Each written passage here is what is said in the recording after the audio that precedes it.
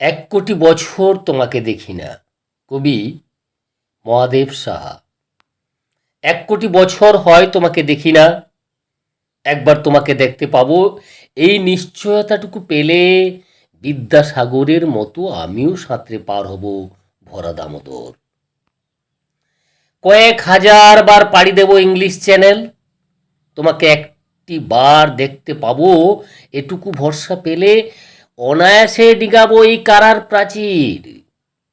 ছুটে যাব নাগরাজ্যে পাতালপুরীতে, কিংবা বোমারু বিমান ওড়া শঙ্কিত শহরে।